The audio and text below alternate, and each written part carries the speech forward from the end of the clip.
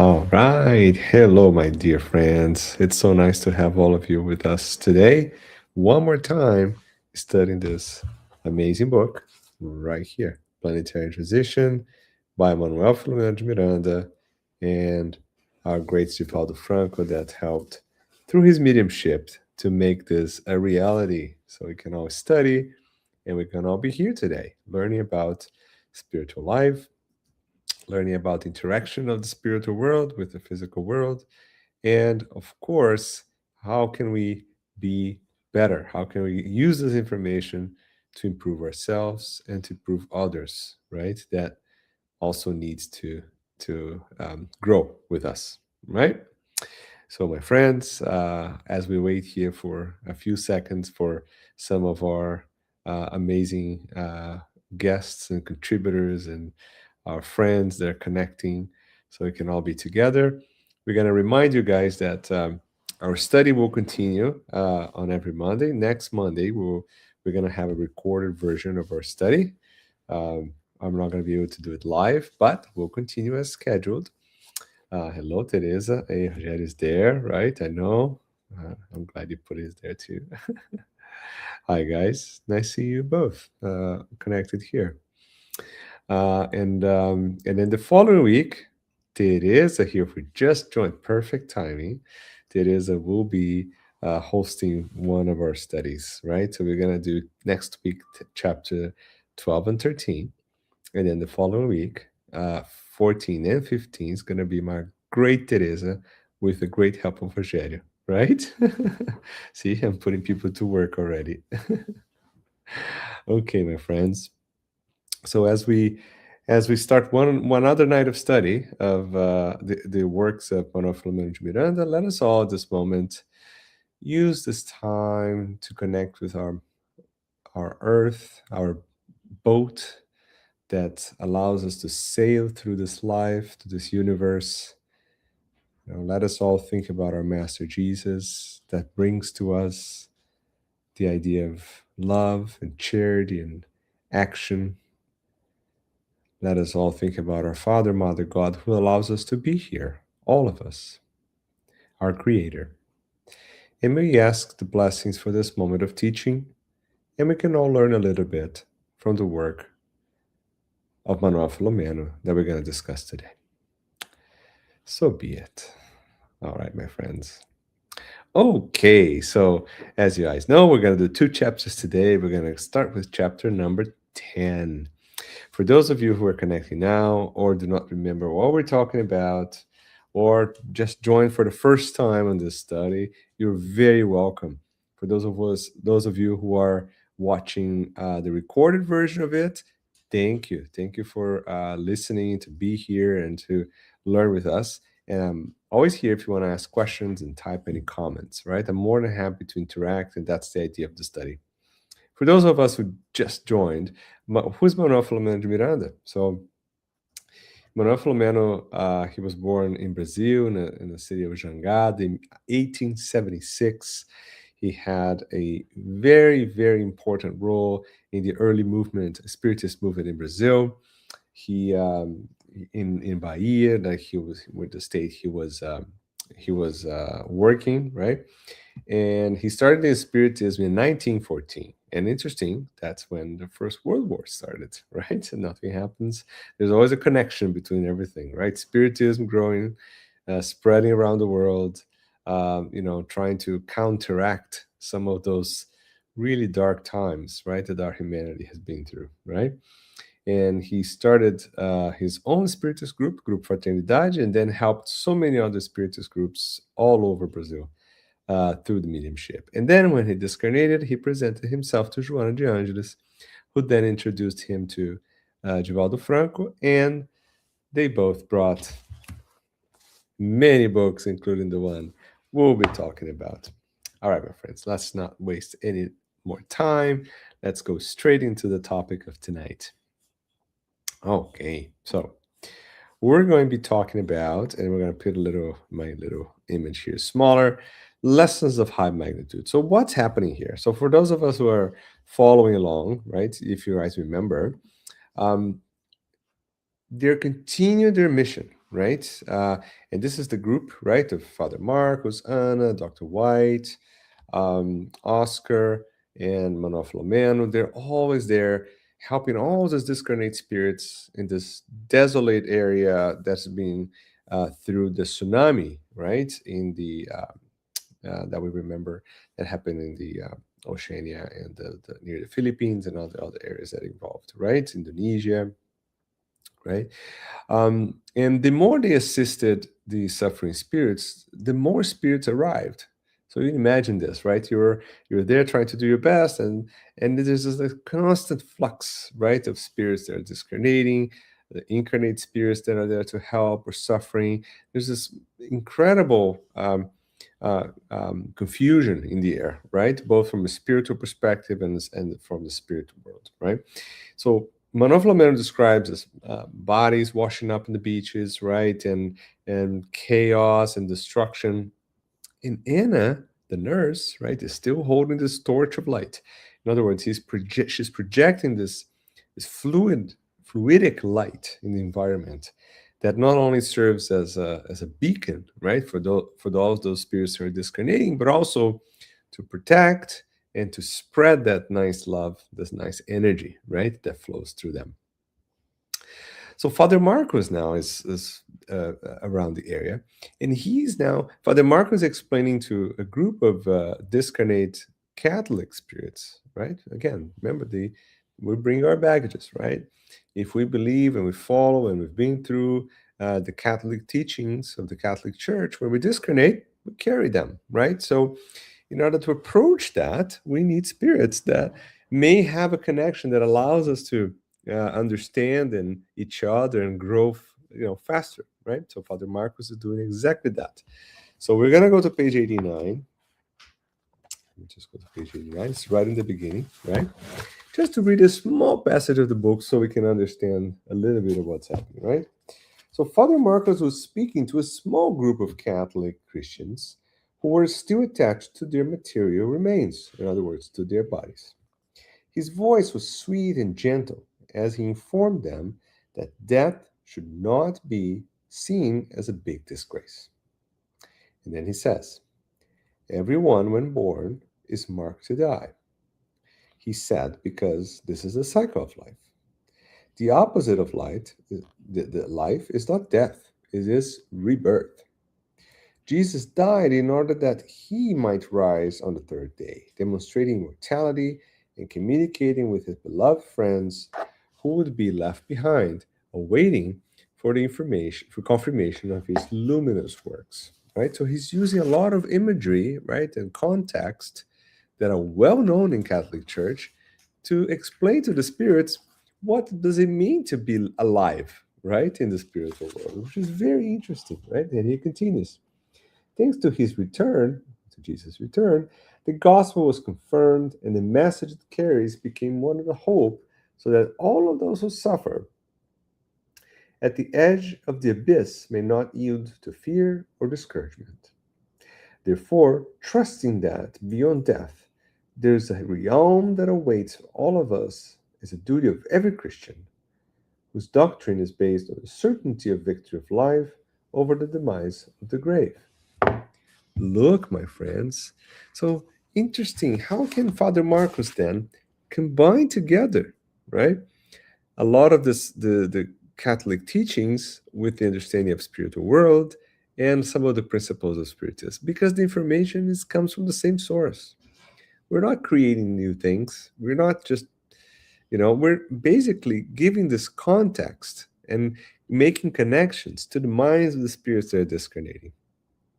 So Father Marcos says, happy are all we who believe in our Lord Jesus Christ as the way of truth and the life, right? As frightening as physical death may seem, life is a triumph over all injunctions, and nothing can destroy it. My friends, this is so powerful, right? God is so perfect, right? That even allows in the moment of most chaos that they're going through, we can make connections, right? And we can use our basis of our religions and experiences to grow and to learn, right?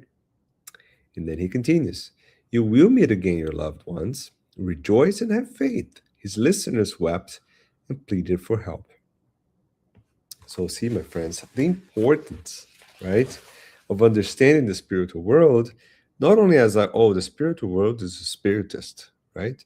No, the spiritual world is basically where we live, all of us, with all our differences, knowledge, understanding, history, religion, everything. So, we aggregate or disaggregate according to how we agree or we think together or we need to learn together, right? And if you're discarnating in a state of shock, how amazing it is that you can have a father from the Catholic Church come to you as a spirit and say, here, my friends, you're fine. I'm here for you, right? And we can go through this together. So it's really touching to understand, how perfect, right, that rescue is, right? I feel really, and you can read the whole passage, Father Marcos, using all the image and knowledge from the Catholic Church to explain spiritual life. And again, not creating shock, not creating a disagreement, right? More a united understanding. You see that from the other religions too. So continue in chapter 10. Um, then it continues, right? So my mind, so Manuel now, my mind harbored no sentiment of reproach or criticism, because somehow we are all travelers in the night of dense darkness, headed for the bright and shiny day. That's so important. So imagine you're participating in this mission, right, to help discarnate spirits, to bring some sort of spiritual stability and understanding to what's happening. So you can't reproach, you can't criticize. There's a lot going on, guys. Imagine, remember the image we've saw before, right? There's like lycanthropism, where there's spirits presenting in animals. There's a group of very hardened spirits, right? There's groups of people who are in shock. There's incarnate and discarnate. There's spirits that are still connected to the body. All of this is happening at the same time, right? So it will be very easy for someone to go there and start accusing, judging, or upset, or angry, like creating these disturbances of reproach in our minds, not and losing the focus of what are they there to do, right? They're there to help, right? So it's important to kind of think about the context, right? Um, so Manoel Philomeno also talks about the religious beliefs, right? And how the religious beliefs can actually cause problems sometimes, right? So we go to page 92, and I'll read a small passage there too. Okay. In page number 92. So it continues here. So I'll read just a small sentence for you, okay? The religious atavisms that promise them first fruits and states of glory, right? Remember, some religions teach that, right? Some sort of a glorious universe you're going to live on, right? After biological death, sustained some who were aware of what had happened as they waited the arrival of mythological angels, right? Imagine if you're discarnated in a religion that tells you, well, angels are going to come, right? And they're going to rescue. And you get to the other side, and then there's no angels, right? So that creates a little bit of a shock, right, to that process, right? However, they would soon fall into despair, blasphemy, rebelliousness, complaining about their supposed abandonment. Because, of course, if you really thought that when you discarnate, there's going to be all those angels around you that will take you to this field of flowers, and you're going to spend the rest of your existence admiring the fields of, in the green, in nature, right? Imagine when you get there, you realize, one, I'm still alive exactly like before. Just don't have a body. I'm actually sometimes still connected to the body. I can still feel things. My thoughts are different. People can see what I think. There's no angels running around. Like the field of beautiful flowers that I imagine is not around here, right? Maybe close, but I'm not connected there yet. So see, all those things are happening. So it's so important in Spiritism particularly to give that perspective, like what exactly happens in the spiritual world, right? In details. That's what Manuel is doing to us, guys. So let's focus on what he has to say. Okay? And then he continues. Only when human beings truly awaken to self-consciousness and their responsibilities do they start the process of discovering truth and duty. So yeah, it takes time. It takes time, right? And what about the problem of blaming others? Transfer responsibility, right? That's another problem, right? Because how many they're seeing discarnating there, and they're like, oh, but this is what happened. That person's at fault. This person, that thing, the other thing. Never us, right? And again, if we're now starting to teach people that we are responsible for everything we do, that's so easy to say, right? Because we know that, like, our world teaches us this, right? That yes, we are responsible for everything we do. Our actions, they have consequences. If a good action, there's a good consequence, that kind of thing. But for some reason, we don't think about that often when we think about discarnated, right? And Manoel Philomeno is bringing that very important aspect too, which is the importance of not transferring responsibility, right? So Dr. White then teaches Philomeno, right? In the second paragraph, page 93, he's going to say, in presenting their special gods and prophets, some of whom suffered from behavioral disorders, blending truthful information with their own conflicts. This is some religions they're talking about. Thus giving rise to nullifying and perverse revelations. They claim to be responsible for the Word of God, humanizing and limiting him to their passions, rather than imperishable greatness of infinitude of the Creator, and giving those revelations the appearance of undisputed truths, right? Some religions like that. There's some false prophets too. More concerned with outward formula, more concerned to what people see on you, right? And perhaps then with the internal sentiment. So in other words, they worry about the way you look, not the way you feel, right? They strive, or the religions strive, to attract more adherents without the least concern for qualifying them for their brief existence on earth, and consequently, their immortality after the body. So I would recommend you guys read this part of the chapter again, because it's a really important, information about some of this conflict, right, that religions can introduce in the mindsets of individuals that are going to be quite problematic when we discarnate, right? For example, and Manuel brings this idea of this paradoxical teaching, right, that God is all merciful, but at the same time, if you do something wrong, you're going to be victim of eternal punishment. How can we reconcile that? It's really impossible, right? But Spiritism comes and gives us a very nice understanding of that, because it's going to say something very simple, right? God is supremely just and good. I don't know what is God, but I can tell you a description of things that are attributes of God. God is all powerful. He's unique. He's all love, right? He's all merciful. So all of those things are like, okay, I can understand that, right? I can understand that God, right? But I don't need to have a drawing, a painting of it. I don't need a picture, right? But it's important for us to teach things that are based on obvious principles. So if I'm telling that God is all supremely just and good, and at the same time I'm blaming God for punishing someone relentlessly, that is a paradox that's going to be very hard for people to understand. And that's why so many people suffer, right? Because that emphasize this idea of self-punishment, right? Or like hurting oneself and feeling that you're not good enough, right?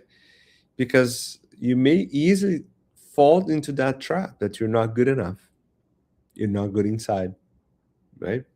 Because you do something wrong and God will punish you, and the punishment will be severe, right? And all those things come through. And a lot of religions live on that fear, right? They live like basically developing this fear of God, which is absolutely nonsensical if you describe God as God is, right? It's like you're saying that, oh, God is love, basically. It's like the ultimate representation of what love is, right?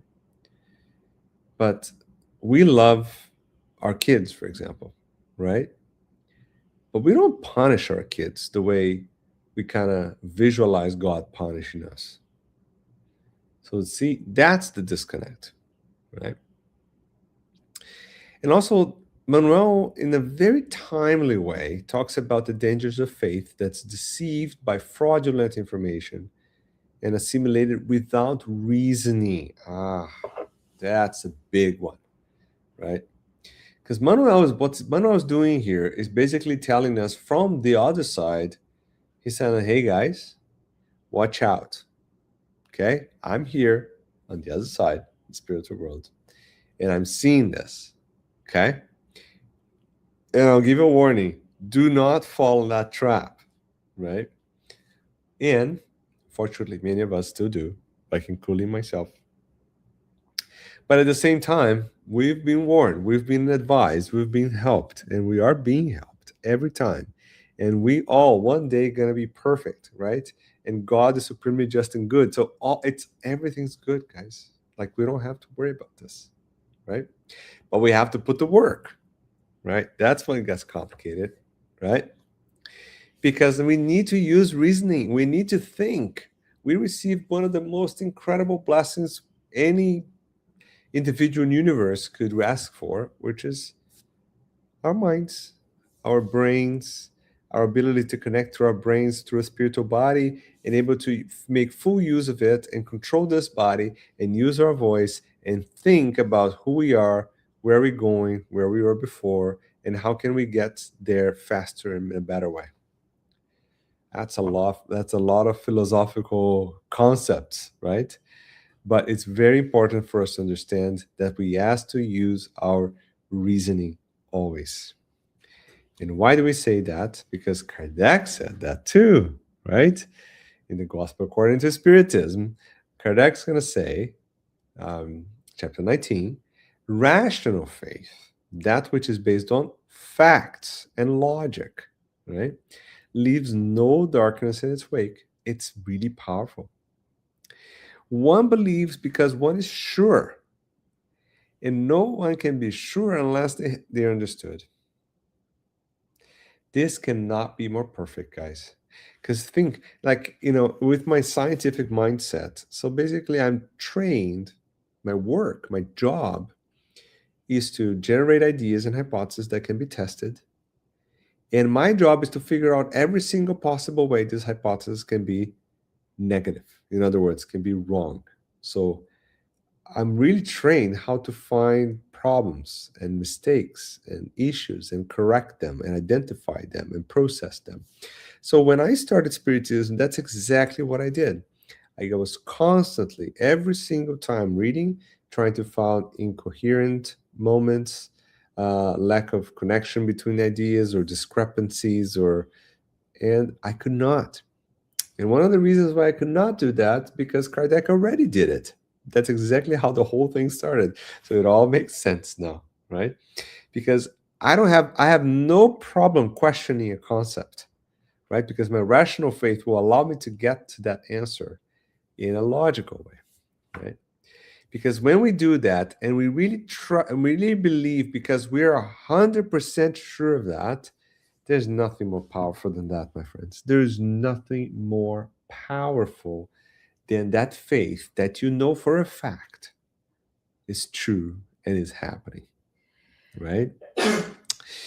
So that is why rational faith does not collapse, right? Can't, because it has a solid base. The solid base is on truth, right?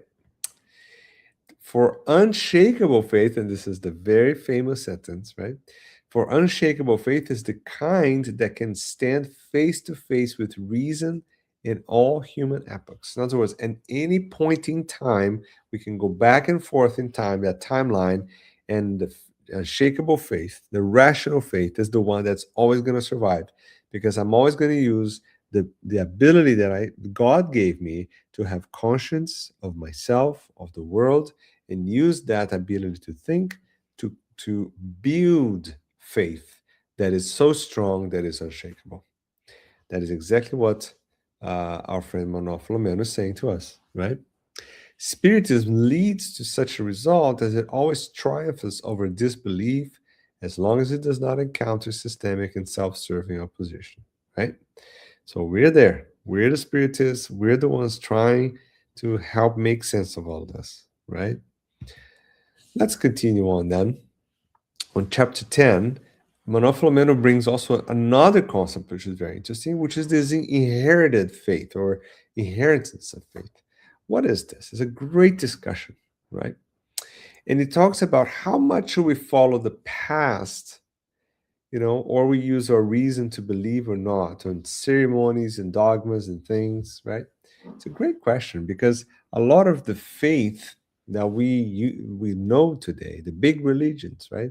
They're all based on specific temporal historical facts, right? That happened in the past. And those pass along generations over and over till they trickle down to us, right? And there's always this concepts that, we think about, why we're doing that? Why were they doing that? Why do we do certain ceremonies? Why we have to do certain things? There's all these questions pop up, right? And, and it's Manuel Filamenos is very, if you can read that passage, Manuel Filamenos is very smart, because he's saying, yep, there's a lot of things we learned from the past, but it doesn't mean I have to be stuck in the past, right? This is so different. So I can learn from it and I can build moving forward momentum, right? I don't need to be stuck there, right? And it's interesting also because even if someone denies a fact, for example, reincarnation is a fact. It does happen, right? We have evidence of that in Spiritism and all that. Even if someone says, no, it doesn't, it still happens. Same way. We hear this in André Luiz all the time. Remember, friends? Many of the André Luiz books telling the stories, and here too, even the spirits that don't believe in anything, right? They go to the spiritual world, they're the same. And then some of them will live into this shock moment where they can't really believe in reality because they were never thought about that, right?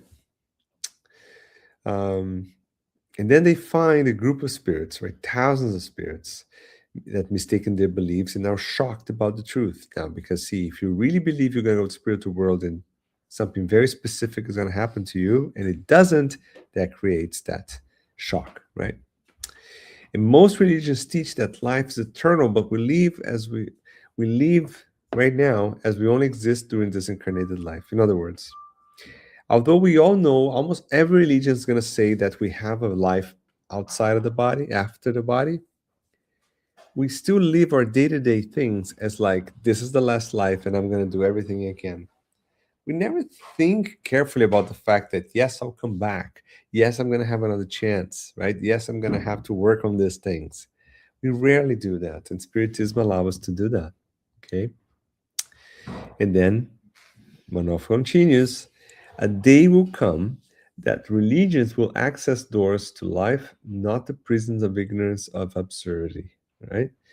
So religions will access the door, so we put the key in, right?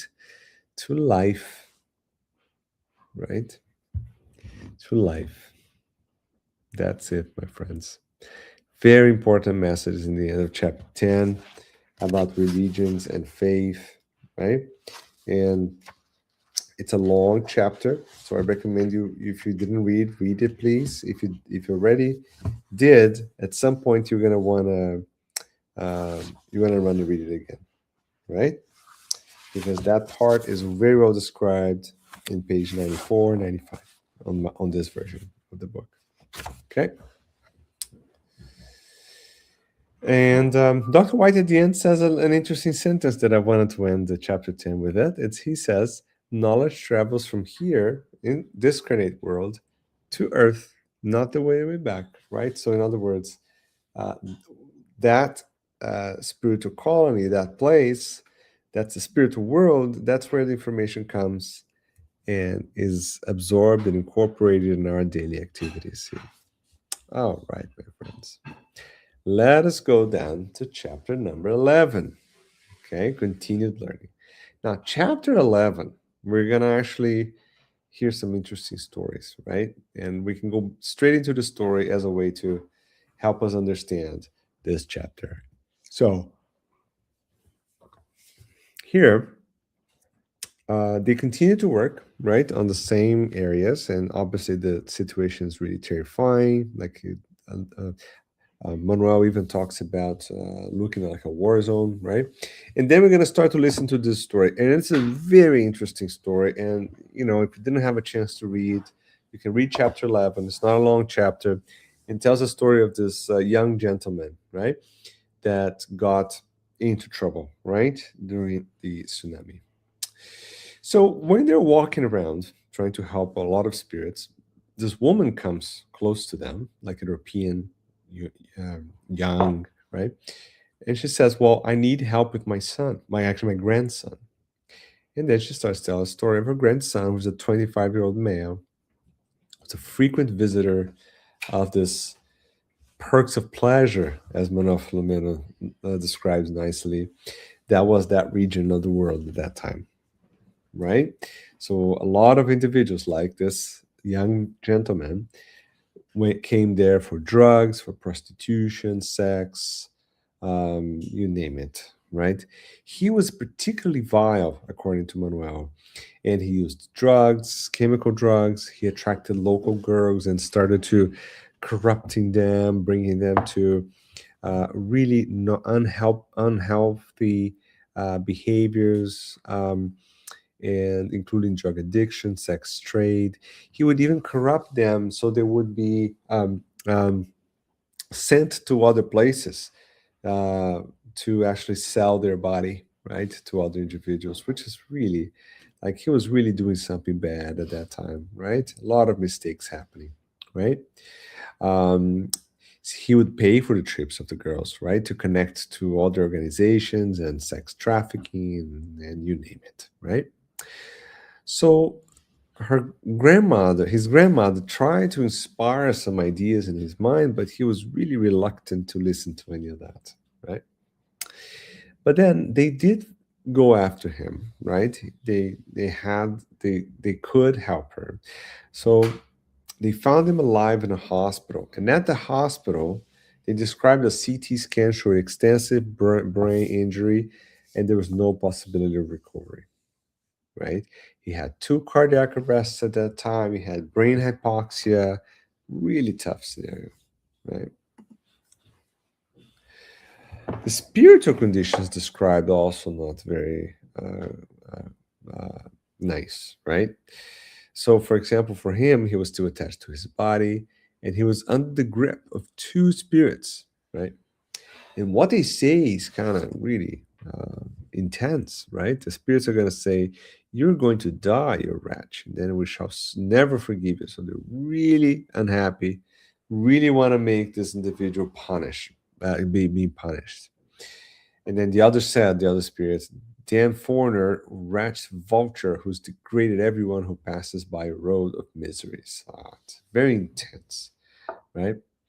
But then we learn that those spirits are the fathers of two of his victims, right? And that's why they're so connected, they're so angry and ready to do whatever, needed, right? To make him pay, right, of what he's done. So Dr. White then um, it starts to describe the situation, right? Dr. White says, "No, our brothers are trying to kill him," he said. But then let's see what he has to say at the very end of page number 100. Okay, this is what Dr. White's explaining now to the group, right? "Our brothers are trying to kill him. That is, they are trying to wrest control of his body by poisoning his heart with vibrations of hatred until it stops beating." How do they influence? So one thing I always thought about, and I've read this Manoel Philomeno in other books too, but how can the spirits can be so objective and effective in causing changes to us incarnate, right? So there are specific ways of doing it, and as they say here, like sending these negative vibrations or into that heart of that incarnate spirit will actually cause that heart to stop sometimes, right? And that's what happened to him. It induced a cardiac arrest, right? And in addition to the other causes of imbalance, they are making his condition even worse. So the goal of these two spirits, right, is to basically make his condition worse, right? To make him die, really, like the way we say it, or discarnate, right? After a bit of thought, he emphasized, yes, he has to make it, right? And for some reasons we don't know, because spiritually we don't have a full picture of this individual, but he had to escape this, right? And he has to continue alive for a little bit longer. That was his plan, right? So he gave no further explanation to continue. Unless he regains his lucidity, he will have a long vegetative life of reparation. So, my friends, things are waiting for him, right? He needs to act up. This is the time. You give him a chance to come back and not discriminate, so he can continue on his journey. Okay. And then the spirits are going to say too to Dr. White is that we don't need a foreign judge. Remember the idea of the groups from outsiders and foreigners, right? And then they continue explaining, according to Quran or Sharia law, the crimes are punishable by death, these crimes. Therefore, they felt justified to apply the law. So the spirits that are there trying to discarnate this gentleman, they think they're doing the right thing, right? And that's kind of important for us to remember that, okay? Which clearly they're not, right? But let's see what's happening. And then Dr. White continues, right? He's going to say, that might seem right. He's talking to them now. Dr. White is talking to the spirits that are obsessors, right? At this moment. He proceeds to discuss, so Dr. White proceeds to discuss the forgiveness in the Quran and the benevolence of Allah, the importance of the universal sentiment of mercy and love. So see, again, Dr. White is using the context where they are to explain really basic principles of life and faith to our friends, Muslim friends that are, discarnating. So he then appeals for mercy and asks. So this is Dr. White. He appeals for their mercy, but they're relentless. They don't want to let go, right? Do you by any chance consider yourselves free from errors? Asks Dr. White. Do unto the destroyer of your peace as you would like others to do unto you if you were in this place, in his place. So Dr. White uses a well-known knowledge, right, from Jesus to help the spirits, at least try one more time, right, to help them. And basically saying like exactly the same way that the lady that was stoned or supposed to be stoned for adultery, here we have a scenario similar that Dr. White say, yeah, if you have, if you have no sins, never made a mistake, right? Yeah, sure, go ahead, and do unto that individual what you want them to do to you. So in other words, like now they have to think twice about stoning someone or killing someone or harassing someone because they understand the idea of consequences, right? So after this try then, so Dr. White is trying, right? He comes and talks, right? Didn't work. He tries to explain, didn't work, right? And then he gives the idea of, talking about the idea of if you have no sins, be the first kind of thing. Didn't work, right? And then he's like, okay, so now we're going to try something else. So he starts praying. And when he starts praying, that energy is so intense that combined with Norse Anna, they actually release this gentleman that his grandmother asked for him, right? And the victim returns to the body. Now he did not discarnate, but he had this convulsion, probably some seizure, and then still had a long road of more evolution ahead. So, my friends, it's not here we're saying that, it's all said and done, right? They're rescued and everything's perfect. No, they're rescued, but now that's where the road starts, right? That's exactly where the road starts ahead for that more evolution. And then Dr. White describes to us that's what they call an attempt at spiritual murder.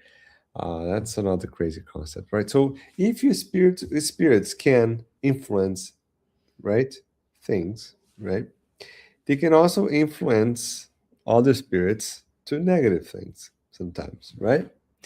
And if a spirit tries to get another spirit discarnated for any reason, that's kind of the same idea of murder as we call in the physical world, right? It's not they're really murdering their bodies, but they may be shorten the life of someone, right?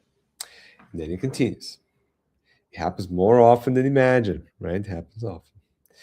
With the incarnate spirit held in vibratory mesh of his rivals due to more commitments to them, he becomes subject to their control, experiencing bitter pain that can cause organic disasters in the body.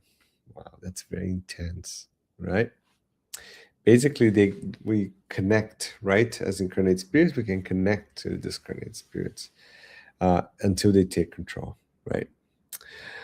No matter the religion, they fall on this. They have the same mistakes, and they prove the point by looking at um, the idea of not knowing what happened in the spiritual world. Same idea, not believing in immortality, right? And this behavior is kind of getting in the way of the incarnatory process, right? And that's kind of what I had for today, my friends, for chapter 11. If you want to read the final chapter by yourself afterwards, it's the very end, right? The last 2 pages, right, of chapter 11 talks about this long and complicated explanation, right, about how spirits can influence the incarnation or discarnation of other spirits, and how that can have a negative uh, outcome, like a negative influence altogether. All right, my friends. So this is the time. If you guys have any questions, comments, suggestions, anything, this is the time for you guys to write.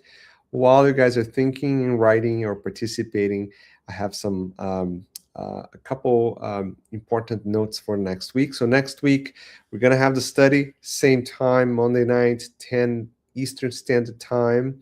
And then on Kardec Radio and Toronto Spirit Society, whenever you want to and have a time to read, to listen to, and to see. The study will be recorded next week. I can't do it live. And then the week after, we're going to have amazing Teresa here who's connected with us, guiding the study for chapter 14 and 15. And then we're going to be very close to the end of our story. Oh, it's going so fast, right? Because we are officially, let's see where we are. We today just passed officially the halfway mark of the book with chapter 11. Yay!